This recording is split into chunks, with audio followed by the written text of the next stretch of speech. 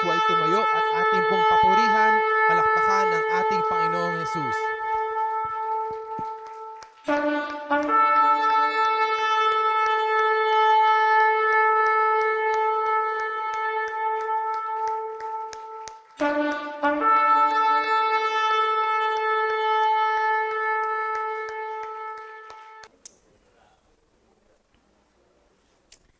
At sa atin po dito, mga kapatid, kukumustahin ko lang.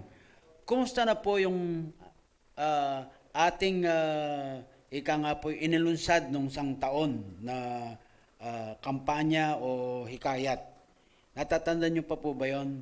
Yung unang 7 minuto sa bawat ikapito ng umaga, araw-araw sa 7 araw sa sanlinggo, tigil muna ang lahat ng ginagawa o kaya pasisimulang gagawin. At ano po ang gagawin?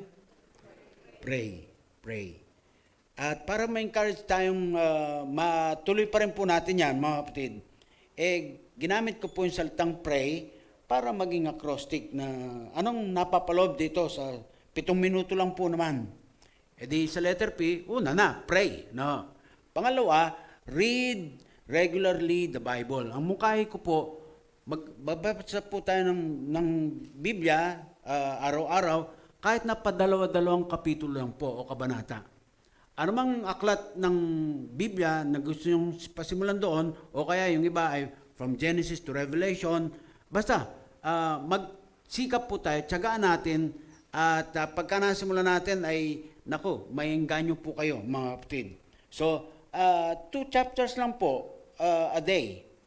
So, pray, read the Bible regularly, and then abante na, arya na, gawa na. And yung Y, yield, mag-produce. Ibig sabihin po, yung ating ginawa, bunga ng panalangin, pagbabasa ng salita ng Diyos sa araw-araw, ay magiging mabunga. Aani tayo ng tagumpay, pagpapala, at siyempre, bawat isa doon, alay natin pagpupuri sa ating Panginoon. Okay po ba yung acrostic natin? Letter P? A, I, R? A, and Y. Yan. Sa linggo, magkukumustahan po tayo dyan ulit, mga kapatid, ha? Yan, naalala ko po, yung ating worship team ay yung bawat mensahe ng linggo, katulad ngayon, sa-summarize po nila, tapos bago mag-practice ng praise and worship ay kanila pong pagbubulayan. Napakaganda, no? At naalala ko, meron pong in-email ang ating Bishop F. Tendero sa World Evangelical Association. Sabi po niya, Alliance, ay meron pong paghikayat siya, Emerging Stronger in 2023. At namukhahi po siya ng 5 mga bagay. Yung pangalawa at saka pangatlo doon ay sakop po nitong ating kinakampanya na to. Yung pangalawa niya, sabi niya, meditate upon the Word of God. At ang ginamit niyang teksto doon bilang challenge, Joshua 1:8. Tapos yung pangatlo naman, ang sabi po niya, take time to pray. Yan, take time to pray. Kaya akma-akma po, mga kapatid. So, pakisabi mo nga sa katabi mo, kumustahan tayo sa linggo, ha, sa bagay na to. Yan. Hoy, sabihin mo. Yan. Alright. Okay, tungo na po tayo sa mensahe ngayong umaga at ang ating pong pinag-uusapan nga simula nung nakarang linggo at siyang buong taon, no? Ang pukaw ng ating atensyon sa mensahe ay tungkol sa katauhan at ministeryo ng ating Panginoong Kristo. Everything that will be shared as a message behind this pulpit will be on the Lord Jesus Christ. We will center our thoughts in knowing better and deeper itong ating Panginoong Kristo. At ngayon po umaga, tatalakayin po natin yung ayon sa binasa natin bahagi, yung pong the Lord Jesus is presented in the temple. Dinala siya ng kanyang magulang na si Jose at Maria.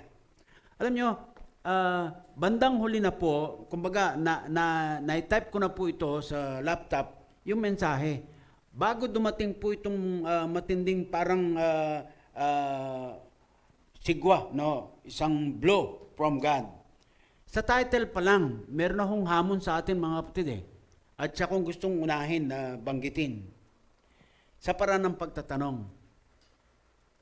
Mga minamahal, lalo na sa mga ulo o mga magulang ng tahanan. Saang lugar ninyo ginugustong makita ang inyong mga anak habang sila inyong pinalalaki? Sa computer game shop ba? Sa lugar ba ng galaan? Kung saan may lugar na parang nakaka-excite sa ating mga anak habang sila'y lumalaki? Saan nyo po gustong makita ang inyong mga anak? May pagkakataon, huwag nyo nang chichismis to kay King. High school yata siya. Meron pong isang gabi, hindi ho siya umuwi. At kami natin, talaga hindi kami matulog. Madaling araw lumabas po ako, nakatira pa kami dyan sa Dao. Lumabas ako doon sa may Shell, sa may Meralco. Bawat jeep na dadaan, tinitingnan ko po. Baka nandun siya, baka nandun siya, baka nandun siya. Making the long story short, wala po. At talagang tungo ang aking ulo na mabagal ang paglakad pauwi. Nasaan kaya ang aking anak? So, tanong dito, tanong doon, sa mga alam namin kakilala, etc., etc. Lo and behold, nakitulog po siya sa kanyang isang kaibigan, kaeskwela, at barkada, doon sa may Kingsville. At meron nakapagturo po sa amin. Magkakahalo na yung aming kalooban. Nandun na yung takot na ano kaya nangyari sa aking anak. Pangalawa ay nandun yung galit din sa isang banda. At iniisip ko na po, ano kaya magiging reaksyon ko pagka nakita ko siya? Baka mabigwasan ko. Minsan pagka medyo kumuyos po yung aking kamao. Pero alam niyo po, makita namin, tinawag nung kaibigan, tapos kasama nung magulang nung kaibigan niya, nilabas. Makita ko yung aking anak, simple lang po ang aking nasabi. Uwi na tayo, anak. Saan nyo ginugustong makita ang inyong mga anak? Sometimes, maraming mga bagay na umaagaw ng atensyon sa ating mga anak. Nandyan nga sila sa bahay natin na mismo. Pero ang atensyon nila nasaan? Sa mga gamit ng kanilang modernong gadgets. At maraming mga tahanan, parang walang batas na pinaiiral sa loob ng tahanan, walang control sa mga paggamit ng ating mga gadgets. At yung biruan natin madalas, na utusan mo yung anak mo, ay talagang hindi mapuknat doon sa kanyang pagdudut-dut-dut-dut ng kanyang pagkatapos mapalakas na yung sigaw mo, wait lang. At pati sa ligawan, di ko ba? Alam na natin yung mga kapatid. Textan lang, talo-talo na. Wala na yung... At yung mga magulang, nagkukulang ho dyan. Walang eyeball. Doon pa lang sa pamagat ho, dahil sa ating papaksain. Ngayon, okay na po ba yun? Closing prayer na tayo, tanggap na natin challenge. Alright. Nakakatuwa po si Lord, kaya binanggit ko na po kagad yun, mga kapatid. The Lord Jesus is presented in the temple. Ito po'y pagsang-ayon din po sa kautusan ng Diyos sa lumang tipan sa kanyang piniling bayang Israel. At ito'y ginawa po ng mag-asawa o kaya ay magulang sa lupa ng ating Panginoon Jesus.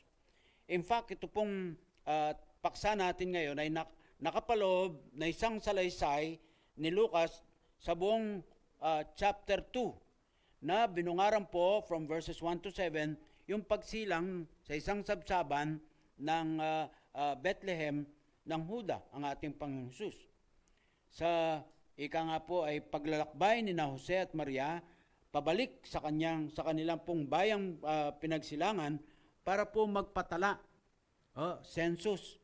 At ayon po sa utos ng makapangyarihang emperador ng Roman Empire, at doon po sakop siya ng Huda, and therefore may governor po doon si Quirino, at yung po ang unang pagpapatala sa panahon ni Quirino. Ang salaysay pong ito ay parang inihahanda po ang susunod na mga pangyayari ayon sa pagkakatala ni Lucas, yung pong pagpapakita ng mga anghel sa dakila, na meron po silang dakilang balita, magandang balita in verses 13 and 14. At yung pong pagdalaw ng mga pastol doon sa sinilang nga na sa Bethlehem in verses 15 to 20. Pero higit pa po roon, mga kapatid, ay yung pong inilagay po yung pagsilang ng ating Panginoon Hesus sa konteksto ng panahon ng pinakamakapangyarihang emperador ng Roman Empire, si Caesar Augustus. Siya daw po ang nagtuldok, tinapos po niya ang mapapait na Roman Civil Wars. At sa mahaba po niyang pamamahala, between 27 BC to AD 14, ay napakaganda po ng kalagayan ng Imperyong Romana ng panahon niya. Nagdala po ng peace and prosperity sa buong imperyo. Tuloy, itinuring po siyang Diyos. Sa mataan ng kanyang mga nasasakupan, Diyos itong si Caesar Augustus.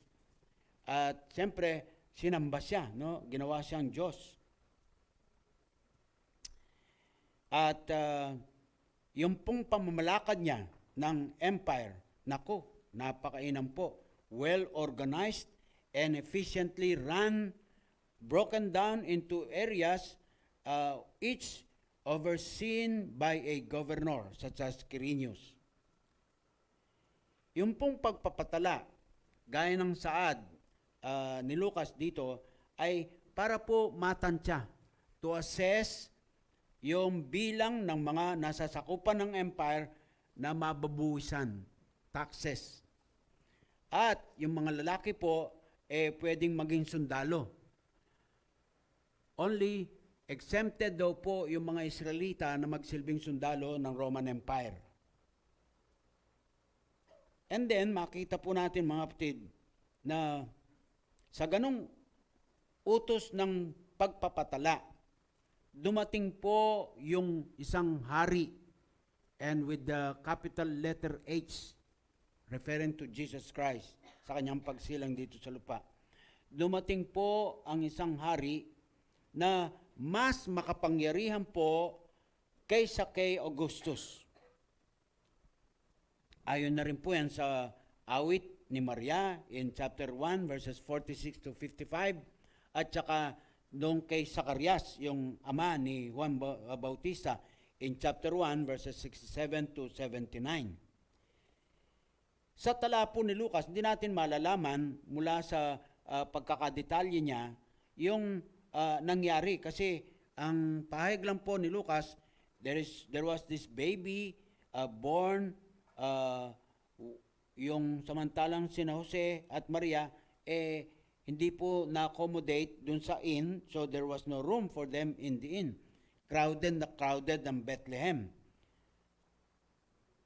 Kaya doon na lamang po sa koral ng mga hayop at sa sabsaban isinilang ang Lord Jesus, ayon sa verses 6 and 7. So, sa sumunod po na paragraph, verses ika nga po ay 8 to 20, ang sinad naman po doon, yung mga unang panauhin ng ating bagong hari ng Israel, hindi po yung mga tao na meron pong mga may pamamahala sa palasyo o kaya po nabibilang sa mga mataas na posisyon sa Jerusalem, kundi mga pastol. Verse 8. At sa ating pag-aaral ng nakaraan ng mga linggo ay nakita po natin, usually po dalawang salita ang nagdi-describe anong uri ng mga tao itong mga pastol, kung paano sila tingnan ng kalangkapwa ay parang kabababaan. Ignorant and unclean. Ngayon, para daw po mas malawak pa yung pwedeng saklawin ng sinabing mga pastol, nabibilang din po dito sa Hanay yung mga tinawag pong gypsies and migrant workers of first century Palestine. So may mga aliens din. Dinalaw po sila ng anghel ng Panginoon, verse 9, at ang tiningnan po yung gagawin ng Diyos ay namangha po sila sa kanilang nakita. Dahil yung pong dalang balita ng mga anghel ay hindi lang tumukoy para sa mga Hintil, kundi sa Israel din. So pag pinagsama po natin the whole for all people, we can verse 10, 11 to 14. Ang nangingibaw pong konsepto dito, mga kapatid, walang namamalayan ang sanglibutan, for that matter, that something out of ordinary was happening. Minsan ganun kumilos ang Diyos eh. Yung bang sa karniwan, sa simpleng sitwasyon, yung bang tipong wala kang aasahan na kakaiba. Parang sa tingin natin, feel natin, ordinary lang, walang kilos ang Diyos. Hindi po eh. Dito makikita natin, simpleng kalagayan, mababang kalalagayan ng mga tauhan na involved sa kwento o pangyayari, kumilos po ang Diyos. So, out of the ordinary, something kakaiba ay nangyayari. At nangyari po dyan, mga kapatid, ang pagdating po ng pagliligtas o ng isang tagapagligtas ay paparating. At alam nyo, sinakop po nito pati na yung nasa, sabi nga natin, laylayan ng lipunan, nasa kababaan ng kalalagayan, dwelling among the poor and pitiable on earth. Kaya nga po, sinilang sabsaban, walang laging lugar sa bahay tuluyan at kung ano pa. Pero siya po ay magiging banta sa posisyon ng mga emperador ng kanyang kapanahunan. And the next section ay ang ating pag-uusapan.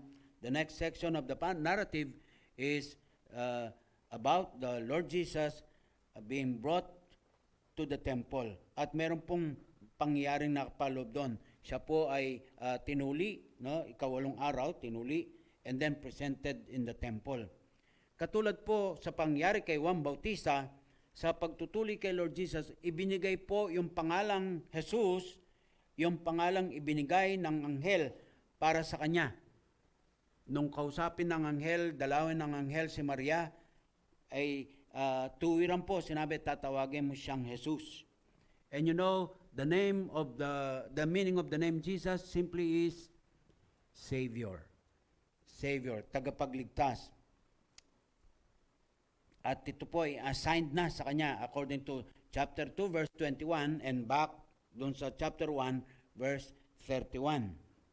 Sinundan po ito ng pagdala sa kanya sa templo para idulog sa Panginoon yung pong pag-present sa temple. At alam niyo po, napakayaman po sa mga katotohanan nitong section na to. Halimbawa po, yung pong ginawa na bagay na ito ng Jose at Maria ay magpapatunay po na yung mga magulang ni Lord Jesus dito sa lupa ay simpleng pamumuhay lang po. Mahirap lamang ang pamilyang kinalakhan ni Jesus dito sa babaw ng mundo.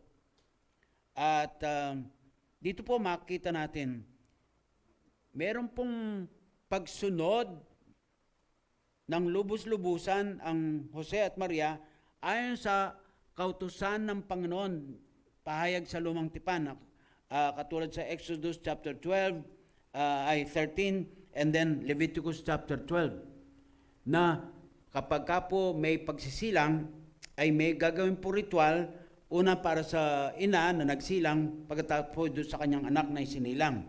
Pagka po lalaki yung sinilang na anak, madideklara po yung nanay na nagsilang unclean for tila nasa higit na 30 araw. Ibig sabihin po, kailangang magpahayag po siya ng mga pagsunod sa kautusan tungkol sa pagiging malinis ulit. Kung babae naman po, dodoblihin yung bilang ng araw na yon. Dideclare na unclean hanggang sa matapos po ito. At saka, eto na nga po yung pagsunod nila. Alam nyo, dito po nakita natin ang insight, mga kapatid. Diba, sabi natin, ang unang institusyong itinayo ng Panginoon Diyos dito sa sanglibutan, bago gobyerno, bago eskwelahan, bago simbahan, tahanan muna.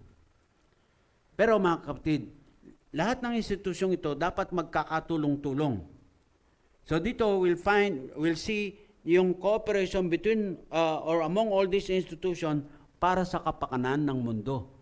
Because in the light of the whole scriptures, mga kapatid, ang pamilya na unang institusyong tinayo ng Panginoon Jesus dito sa mundo, dinisenyo niyo po yun para sa maging pagpapala po sa sanglibutan.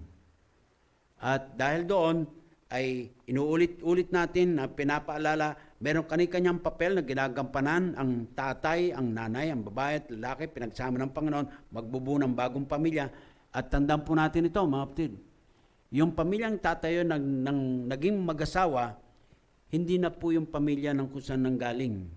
Halimbawa, pamilya ng Nina Queen, bagong pamilya po yon. Hindi na pamilya namin yon.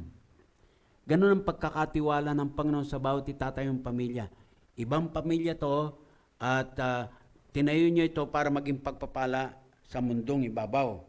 Kaya mahalaga po at nananawagan tayo sa katotohanan, magtutulungan dapat ang mga institusyong ito. Hindi po dapat mag-aaway-aaway, hindi po dapat magkatunggalian sa prinsipyo at pairal ng mga bagay sa kanilang pamumuhay. Ano nangyayari sa lipunan natin ngayon? May mga conflicting concepts and philosophies na umiiral po sa kaisipan ng tao, pamilya. Sa ibang pamilya, okay ang divorce. Sa ibang pamilya, okay lang kung ano-ano pa. At sa batas natin, sinusulong po ulit. Bubuhayin ulit yung panukalang batas tungkol sa divorce at saka po dun sa iba pang mga usapin sa kabaklaan, etc. Now, napakahalagang punto po nito. Lalo na sa ating panahon, masabi ko ulit, marapat na tayo mamuhay ng pagkamakadiyos. At dito po, sa pagsunod ng magulang na Jose at Maria, ayon sa kautusan ng kanilang lahi, mga kapatid, lubos-lubusan nilang sinunod. Ginawa ang nararapat. Yun ay buhay makadiyos, buhay kabanalan. Meaning, kung ihahanay po natin sa mas mababa at ika nga po'y praktikal na kapahayagan, yung pong kahulugan nito, yung merong katatagan tayo sa paglaban sa kasalanan at galaw ng mundo, hindi tayo mapapaayon doon. Meron pong pagtugon sa mga bagay-bagay. Kung paano ito tinitingnan ng Panginoon, titingnan natin ng ganon. Hindi po tayo iba sa pananaw natin sa mga bagay-bagay. Sila po simple pero marangal na pamumuhay. Laging hangad yung pong lahat ng bagay at lagay makabibigay ng kalwalhatian ng kanilang Diyos. Kaya't buhay na buhay po, at least sa ating kalooban, sana ay patuloy na buhay pa rin po yung mga natutuhan natin sa ating mga pag-aaral na karang taon, especially on the book of Ecclesiastes. Yung pong merong pagpapahalaga sa anumang i-reveal ni Lord in His Word at siya maging mag-permeate sa ating pang-araw-araw na buhay, ito po ang ating paiiralin ayon sa salita ng Diyos. So there must be regular intake of the Word of God. At ipinamumuhay ang salita ng Diyos will be our main textbook, the manual of our life. Nagpaalala po sa akin dito, mga kapatid, meron isang pamilya na nakasama po namin sa church kung saan po kami nakakilala sa Panginoon way back sa Marulas. Here is a family na talagang nakaka-bless po, mga kapatid. May kwento ko sa inyo. Inabutan na po namin, membro ang pamilyang ito nung church na iyon, local church na iyon. Yung nanay, aktibong diakonesa sa church. At alam nyo, ginawan po ito ng kababalaghan ng Panginoon. At ayon sa testimony nga, nagkaroon po siya ng bosyo, yung thyroid nga, no? Bosyo. Tama ba yun? Bosyo sa Tagalog? Goiter. Ayan. Sige. Okay. Lumalaki po, lumalaki. So, ang ereksyon, pumapayat yung ali. Tapos, halos parang sabi natin, lumuluwa na yung mga mata sa kapayatan. At sa pagkatanda ko po, tila 3 beses na-schedule siyang maoperahan. Talagang kailangan pong alisin. Sa nervyos, tumataas ang BP, hindi po matuloy-tuloy yung operasyon. Kada schedule, hindi na po siya mapalagay. So, 3 beses. Isang araw, dinalaw siya ng mga elders ng church at pinanalangin ayon sa James chapter 5. Making the long story short, dalaw siya ulit sa kanyang doktor, and this time, para po magpa-schedule ulit para sa operasyon, may napansin yung doktor. Kumpara doon sa huling dalaw niya, parang sabi niya, parang lumit yata yung leg mo. And so, alam nyo, hindi na po siya naoperahan. Unti-unti na pong nalusaw kung tamang salita. Basta, nawala po, as in nawala.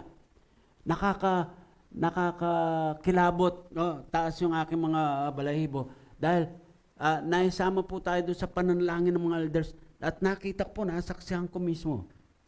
Meron po silang 4 na anak, puro babae. At alam niyo po, blessing din ang ginawa ni Lord sa kanila kasi yung si ate at saka si Diche, alam niyo sa Tagalog, si ate at saka si Diche, naging mga asawa ng mga pastor. Yung si ate, yung kanyang pamilya, na-komisyon magpastor doon sa UAE. Itong si Diche ay naging misyonero sa tribo. Tapos si Sanse, anong Sanse? Iba naman Sanse. Si Sanse, tsaka si Bunso, ano ba yung tawag sa pangapat na? Ha? Yan. Okay. So, si Bunso, ito pong si Sanse ay naging accountant. Tapos po, si Bunso ay naging entrepreneur. Wow. Talking about success in life. Saan po nakakapit ito dun sa relasyon nila sa Panginoon? Dun sa pagkakilala sa Panginoon, totohanan. Now, paano yung ama?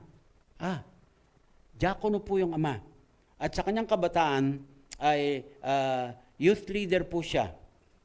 Kung gusto nyo malaman ng pangalan niya, tanungin nyo lang po sa akin mamaya. Hindi na ako nakapagpaalam sa kanya. Naging attorney po itong mama, mga kapatid. At sa kwento po niya, hindi po siya nag-enroll sa anumang review school. Dahil ang kanya pong conviction, hindi niya po kinaligtaang daluhan ang mga gawain sa church. Ano man po yon, kailanman iyon, inunan niya. Sa simula pa lang, nanindigan siya, hindi magkatunggali yung gawain ng Panginoon at saka yung church involvement, saka yung kanyang profesyon. Hindi po magkatunggali. Yun ang kanyang pinanindigan. And so, mga kapatid, nanguna siya sa mga kabataan. At yung sense of priority niya paid off. first take ng bar exams, pasado ka agad. Pasado ka agad. At sa kanyang patuto, sabi niya, dinala ko ang, at least salita ko na po ito pero narinig ko sa kanya, dinala ko ang naging gawi na ito bilang Kristiyano sa aking pag-aaral. Bilang Kristiyano, sabi niya, regular kong binabasa at inaaral ang Biblia. Palagi akong kumukonsulta by prayer sa aking Panginoon at dinadalohan ko ang mga gawain sa church. Sa paniniwalang paraan ito ng aking paglago sa Kanya at basta may pagkakataon, masigla kong ibinabahagi ang kaligtasan through Christ Jesus. Ganon din sa aking pag-aaral. Tutok sa mga classroom discussions, wala pa kasing cellphone na dinutututut habang nagkaklase. Tutok sa mga discussions sa classroom, halos kabisaduhin ang mga binabasang aklat sa bogasya, no cramming, na sabi nga po, hindi yung pabugso-bugsong sipag sa pag-aaral, nothing to review about because I consider every day is a review day. Hallelujah. Ayun, first take, pasado. Sa akin tingin, ayon sa ating pinag-aaralan, that is pious living. That is holy living. That is Christian living. Amen? Yan po mga kapatid. Praktikal ang buhay Kristiyano. Pinapahayag po yun, ginagawa po yun. At katulad nitong Jose at Maria. Yung pong handog nila, Jose at Maria, ay nagpapakita kaririwan o mahirap lamang. Kung hindi kaya yung hayop ang yahandog bilang paglilinis, kasi ang clean siya, merong sin offering, at least ang takal ng harina. O kaya po ay pares ng kalapati. Kung yun ang kaya mo, yun ang gawin mo. Mabigat lang pagka hinanapan natin aplikasyon sa ating panahon. Alam nyo, nakakahikayat po yung ating pinag-uusapan because itong katulad sa handog ni Jose at Maria, it dispels the wrong idea na ang kahirapan ay hadlang sa paglilingkod at suporta sa gawain ng Panginoon. Pagka walang pera, di na makakasamba. So, mula po doon sa linya, di ako makasamba, wala akong pang-offering. Hanggang sa Old Testament lang ang tithing. Ang totoo, ayaw lang magbigay talaga. Bakit napadiretso ko? Kung wala, simple lang gagawin, humingi. Pagandaan yung araw na linggong darating, ngayon pa lang, Lord, wala akong alam na ano. Ask. At ano pong sabi ng Panginoon? Pagka humingi ka, anong kanyang gagawin? Yan. Yan po, mga kapatid. So, humingi. Unahin siya. At ano pong gagawin niyo? Unahin ka rin niya. Napahanga po ko sa isang nakilala sa simula ng pagsasama sa gawain sa Lord sa mga nakaraan. Pagka-offering time po, abay, dukot sa bulsa, yung mama, dukot sa bulsa, dito sa harapan ng kanyang pantalon.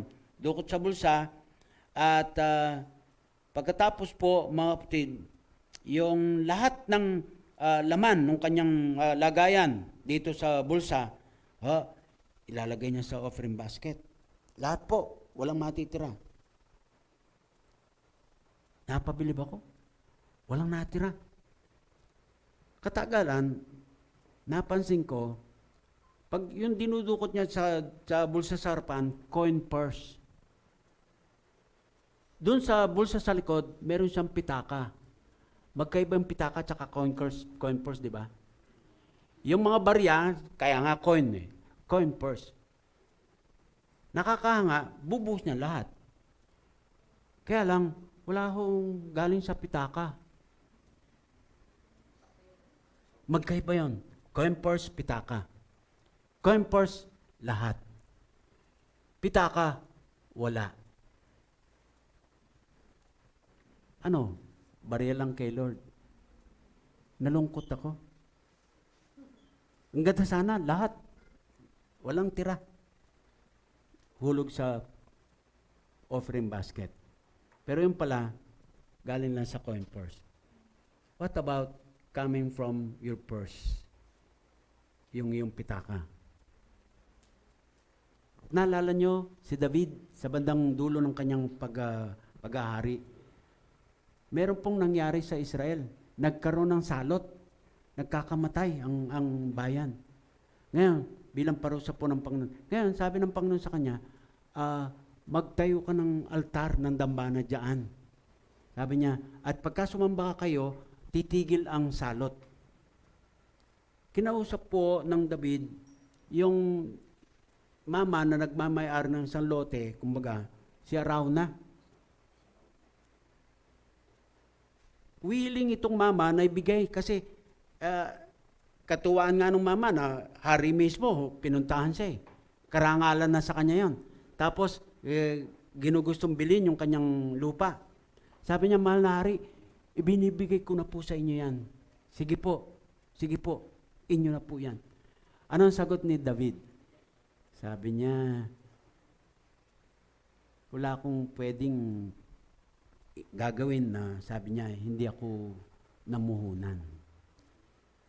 Nothing, sabi niya, na gagawin ko ay dapat merong halaga.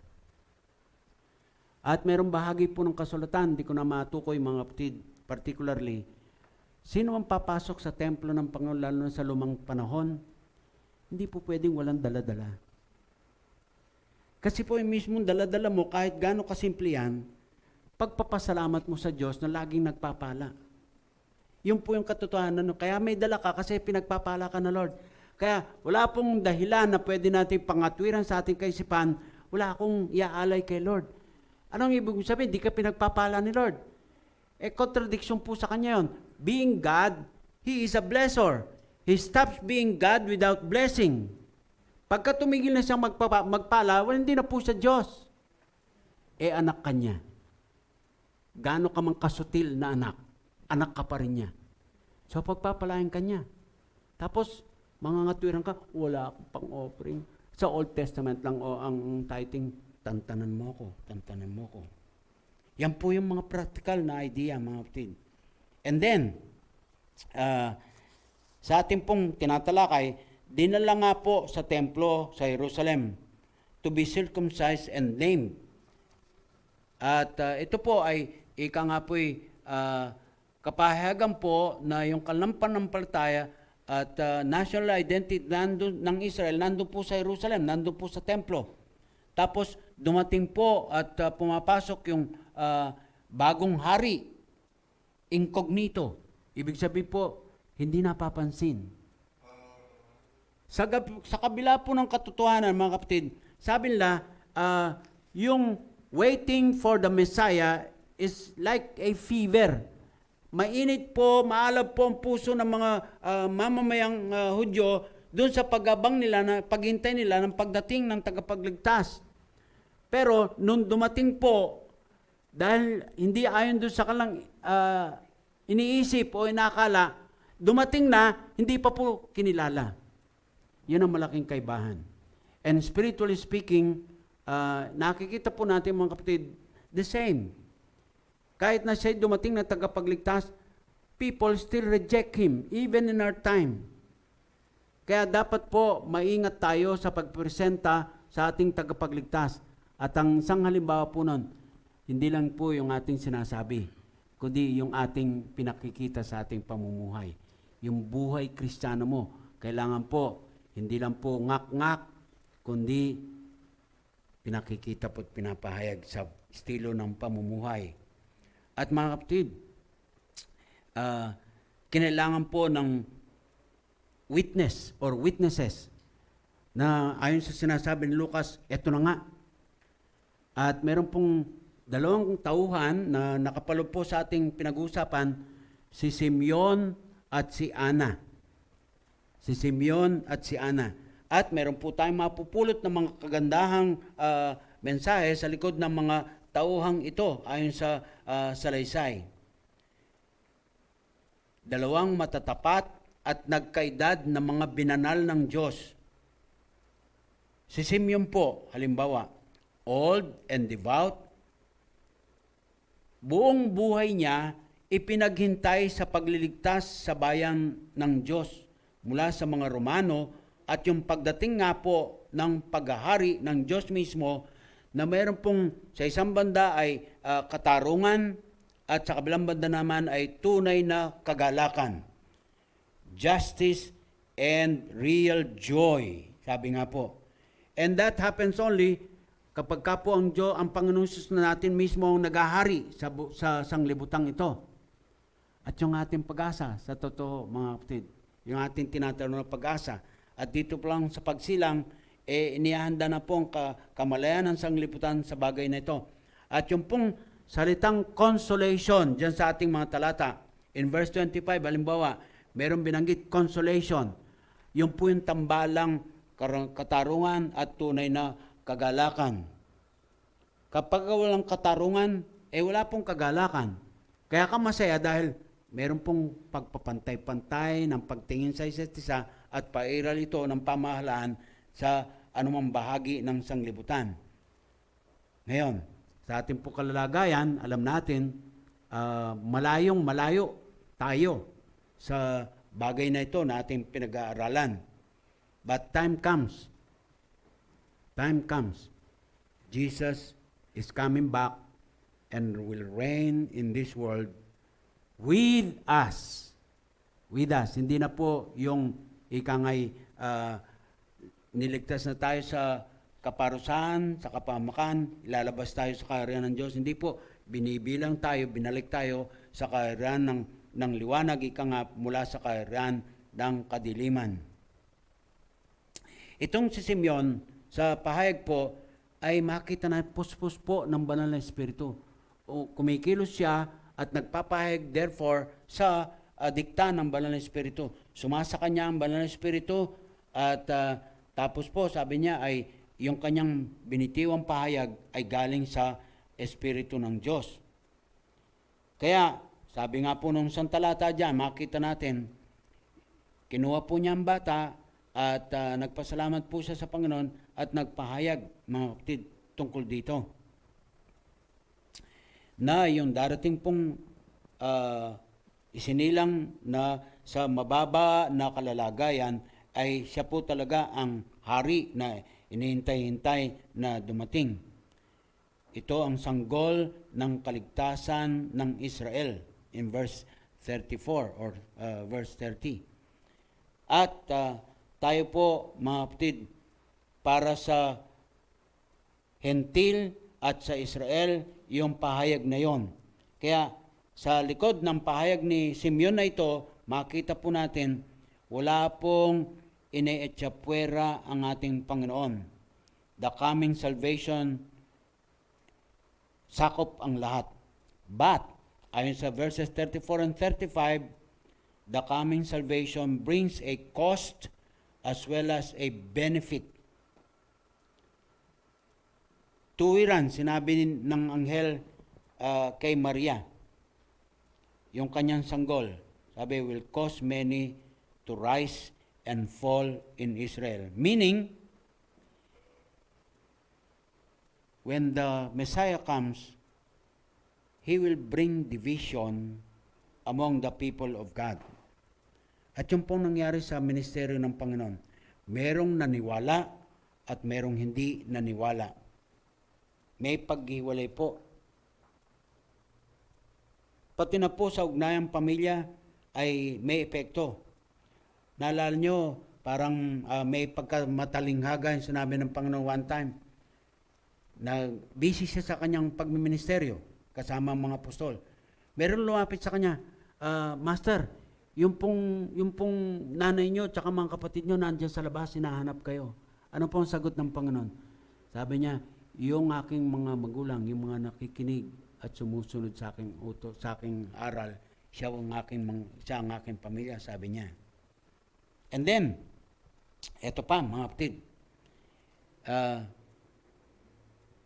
yung pong mabasa natin yon na pahayag ayon kay Simeon, maging malinaw po sa ating kaisipan na lahat ng ugnayan dito sa lupa, sa tahanan at kahit saan, ay marapat mapasailalim sa tamang ugnayang meron tayo sa Diyos. Sa gayon, yung ugnayan dito sa lupang ay magiging maayos. Alagaan dapat natin ang personal nating relasyon sa Lord, vertical, na siyang saligan ng matimyas na ugnayan sa lahat, horizontal. Kapamilya, kapuso, kapatid, 702 dices kagapay. Ang pagdating po ng pagliligtas o ng tagapagligtas mismo ay kapapalooban po ng hapdi at kirot. Tanging nanay lang ang makararanas, katulad kay Maria. At sa maraming mga commentaries natin, tumutukoy daw po yung sinabing yon ni Simeon kay Maria, the agony of the cross. But, as per record, Matthew, Mark, Luke, and John, we don't find Mary grieving at the foot of the cross. Di naman po siya nagbulaho doon habang nakapako yung kanyang anak na si Jesus. Hindi po. Kaya lang po, ang nakadulot ng kirot at abdi ng kanyang kalooban, tandaan nyo, kasama po siya sa Israel bilang bansa. Yung pagkakabuklod-buklod, yung pagkakahati-hati ng bayan ng Diyos, siya pong naging hapdi at kirot sa puso ni Maria. Dahil lalabas na yung pong dahilan, ang sanhi ng pagkakabukod-bugot na yun, yung kanyang anak, si Jesus. As one commentary said, and I quote Craig Evans, New International Biblical Commentary, ang sabi po ng mamang ito, just as Jesus will cause division in Israel, in general, sabi niya, so his own mother in particular will experience anguish over her son's message and ministry. Tungkol naman po kay Ana, pansinin, siya po ay babae. Sa kanilang panahon, kakatwa po yun. Nagagamitin ng isang babae bilang saksi, bilang pagpapatibay ng katotohanan ng nangyari ayon sa tala ni Lucas. Kasi po, mga kapatid, women in Luke's day were not taken seriously as witnesses in court. Parang ang dating, babae, anong aasahan mo dyan? Parang ganun ho. May, ano ba ang tawag natin dyan? Gender, ano po? Pero, what were her credentials after all?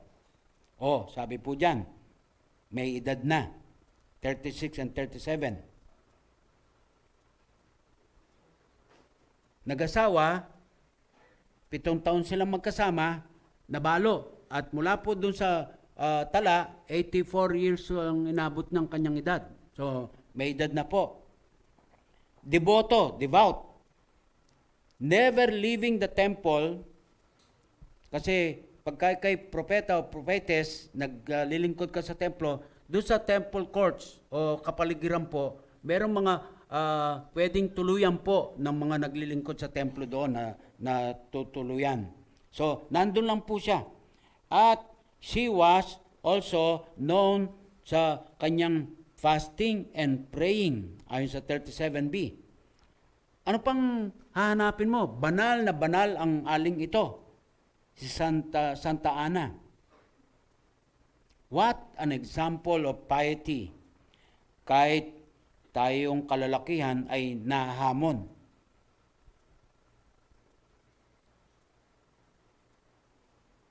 She told everyone who Jesus was.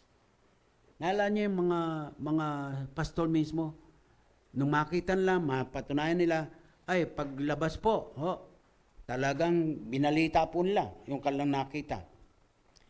Hindi man po natala ni Lucas yung eksaktong sinabi ni Ana ayon sa kanyang record. Pero malinaw po sa kaisipan at damdamin ni Ana, sino itong Jesus na ito na sinilang. At yung po kanyang ikinukwento. Pero may idea tayo sa pwedeng ilaman nung kanyang kinukwento o sinasabi. Halimbawa po, sa verse 34, nagpasalamat sa Diyos itong si Ana. Nagpasalamat.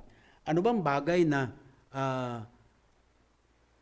ipagpapasalamat po kundi yung maganda at mainam na salita o kapahayagan. So nagpasalamat si Ana. Nagpapaalala po sa atin doon sa sinabi ni Pablo in 2 Corinthians 9:15, thanks be to God for His unspeakable gift. Indescribable gift, sabi niya. And he was referring to Jesus Christ. Kung kaya't merong hamon si Pablo, maging sa mga taga-Thessalonica, sa 1 Thessalonians chapter 5, 16 and 18, maging mapanalangin kayo. Lagi kayong magsaya. At sabi niya, mapagpasalamat lagi. Lagi. Ikalawang bagay, nagsalita po itong si Ana tungkol sa sanggol sa lahat ng mga naroon na naghihintay ng katubusan ng Jerusalem. Nandun po sila, hindi rin sila umalis dahil naantay po nila yung mangyayaring yun. And so, mga kapatid, like the shepherds, she had seen and believed and now had to tell others. Wala nang ibang recourse tayo, kundi yung kagandahan na ating naranasan kay Lord, ikukwento natin yan. Kung ikaw ay hindi palakwento, teka muna, contradiction yon sa iyo. Pagka sinasabi mong napakadakilang bagay ang kaligtasan tinamo mo sa pagkilala kay Kristo, dapat po, ganun din ang ating diwa sa pagpapatuto. After all, kung wala ka naman nun, anong kukwento mo? Palibasa may kwento ka, naranasan mo, di simple, ikwento mo. Ganun lang po kasimple yun, mga kapatid. This, my friends, is a model of active faith that si Lucas will commend on countless occasions sa kanyang sulat. Lagi po may hamon si Lucas sa bagay na yan. And so to conclude, mga kapatid, let us bring the message close to home. Tanong, sa mga halimbawa, una ng dalawang nagpatotoo sa pagdating nga po ng pagliligtas o tagapagligtas na si Jesus, si Simeon at si Ana. Sa dalawang ito, gaano tayo kalapit sa mga katangiang binanggit sa dalawang ito tungkol sa kanila na pwede pong nagpaging dapat para piliin na ipamalas ang dakilang pangyari bago po sila bawian ng buhay. Saan natin ginugugol ang ating buhay, mga kapatid? Kagaya po kay Simeon, sa verse 26, gaano ka nakahanda sa kamatayan? Ano ang ginagawa mo sa iyong buhay? At kay Ana, paano ang nakikita sa iyo yung sinasabi mong nananampalataya ka at sumusunod kay Lord Jesus hanggang sa iyong pagtanda? Kung magkaminsan, mapapatanong tayo sa ating isip, yung sa kasabihan natin, tumatandang walang pinagkatandaan. Gaano tayo kasigasig sa pagsishare ng pagkilala kay Lord Jesus? At mula naman po sa mga magulang ni Jesus, kay Jose at Maria. As per record, nakita natin verses 39 to 40, abay, tinapos po nila yung ayon sa hinihingi ng kautusan ng Panginoon na ritual pagkatapos ng pagsilang. And then, sabi po, the family returns north sa Galilee, Nazareth of Galilee. Normal life is resumed. At sabi ng verse 40, the Lord Jesus grows up in a godly household. Sa ating mga sari-sariling tahanan, ano po ang ibig nating kalakhan at kawilihan ng pinalalaki nating mga anak? Consider, gentlemen and ladies, what verse 40 says, and I read to you in closing. Sabi po niya, and the child grew and became strong. He was filled with wisdom, and the grace of God was upon him. Pagpalain po ng Panginoon ang kanyang mga salita sa ating pakikinig.